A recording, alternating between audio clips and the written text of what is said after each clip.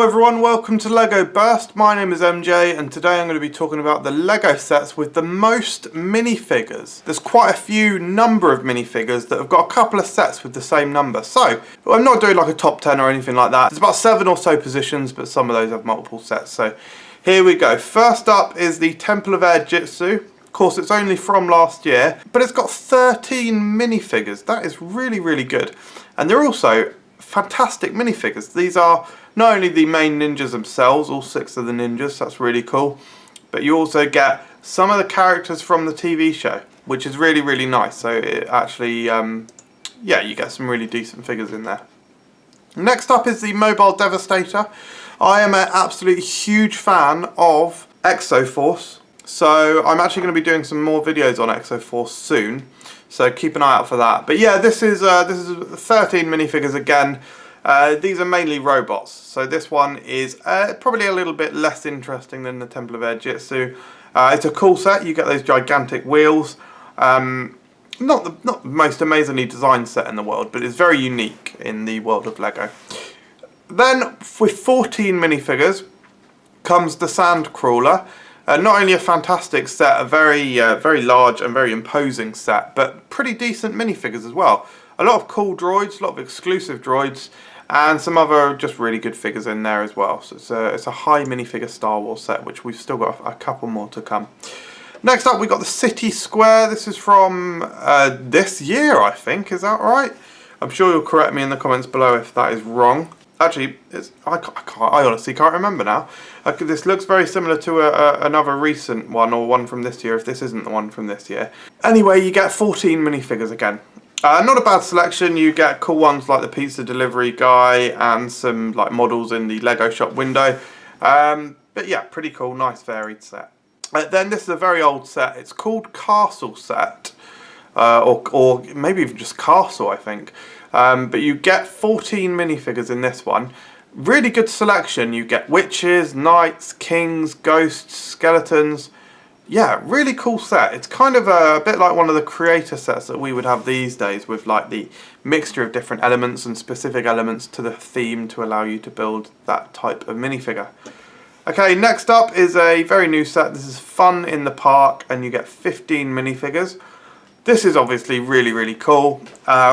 Somewhat interestingly, this set actually hit the widespread news earlier this year, a couple of months ago, because of course you get the guy in the wheelchair, and you get like a new baby mould.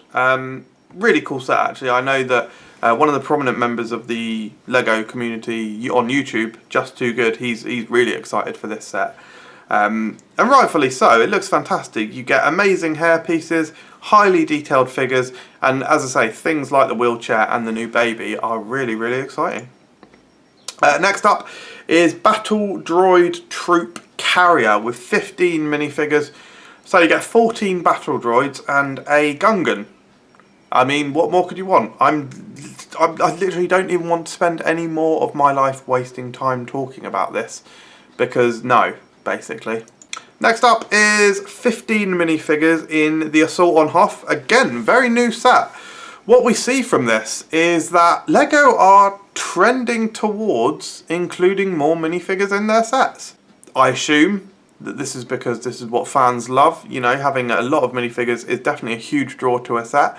I know from my own personal experience that when you're building large sets and they come with a lot of minifigures, it makes it a really good building experience. And what I particularly enjoy is recently with LEGO sets, they spread the minifigure builds throughout the different bags. So you don't just build them all at the start like you used to. And it just, for me, it gives a little bit more excitement to each bag. I think having a minifigure in each bag is definitely the way to go. And I appreciate LEGO for doing this. But yeah, the minifigure selection in this set, pretty good. If you're a big Star Wars fan, and of course indeed a Hoth fan, you're going to really like it. There's not too many prominent characters in this. I think the Snowspeeder pilot is Wedge Antilles. Is that right? Again, I'm sure you'll correct me in the comments below. And there's a new, is it TC-130? But yeah, pretty good. And I like, or rather I love flesh, skin, colour, LEGO minifigures. So that's good for me as well. Okay, next up is the Ewok Village with 17 minifigures. Fantastic build, obviously highly detailed, looks really organic. I do love the Lego sets that are made that look organic and are organic matters, i.e. in this case trees. And fantastic minifigures, lots of decent hair pieces, and you know, obviously lots of Ewoks, lots of unique figures to the set, and just very, very cool. Next up, 21 minifigures in the MTT. I think they're all battle droids. So that's awful. Boring. Moving on. There's a couple of sets now with 22 minifigures, and I think they're from a good few years ago. First one is the Fairy Tale minifigures. Really cool actually. You get a lot of different minifigures from the like fantasy castle setting. There's like a really cool jester that I'm pretty sure was unique to the set. There's a merman, a mermaid, snake charmer, witches, wizards, knights. Very, very cool indeed. And you get nice little builds for all of them as well. So it's almost like an advent calendar on steroids. Next up, very similar set, the community minifigures. Again, very varied minifigures, very cool. You get like farmers, snowmen, and robbers, police, cat burglars, blah blah blah blah blah. Very cool, very cool. Then again, I think this is actually the runner-up, the second most minifigures, or technically the third, technically the second, because I kind of didn't want to include all of the sets, but there's two Grand Championship Cup sets. One of them is with like Lego characters, which I think is called the All-Star Championship Cup, I think, and one of them is with an actual football team, maybe the US national team. Yeah, not much to say about them. It's an 11 versus 11 football set. Pretty cool, I suppose, and it was a kind of a cool idea for Lego, almost doing like a Subutio type thing. But at number 1 / technically number 2, because we'll talk about the last one in a second, but really this is the proper one. This is the Death Star. It's a set that I don't own. I would absolutely love to have it, but I think it's just slightly out of my price range. I do love it. I do think it's a fantastic set.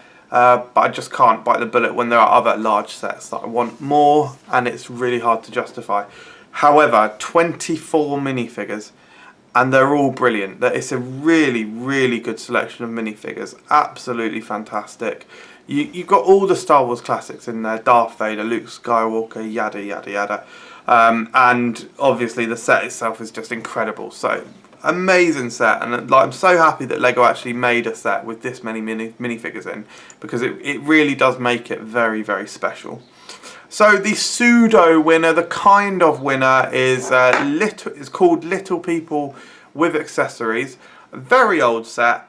You get 36 minifigures, but it's just like a load of like professionals basically. So you've got builders and policemen, nurses, all this kind of thing, and yeah, fine. I mean, it's pretty boring, but you know, it's a good way to get a large amount of minifigures, especially back then. Thanks very much for watching this video, everyone. I hope you really enjoyed it. If you want to see more of this type of video, please let me know in the comments, because I'd really like to do more of this style, and subscribe to Lego Burst for more videos.